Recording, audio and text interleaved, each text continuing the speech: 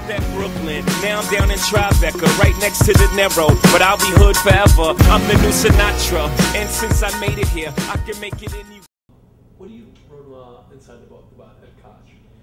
Ed Koch is a very controversial mayor.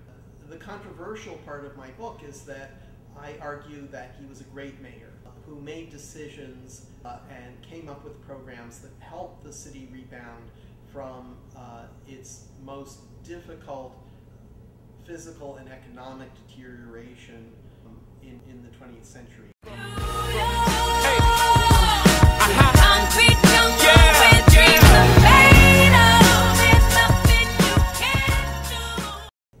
Especially as the city became much more racially divided in the late 1980s, when you have both the crack epidemic and the Wall Street crash of 1987, Koch kept a reputation as a very divisive mayor.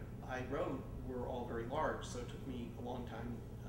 It took me almost 10 years to write. I originally had worked on an oral history project at Columbia University on the Koch administration that Mayor Koch sponsored shortly after his administration, so that there would be people could be debriefed and interviewed about their experiences in the city government.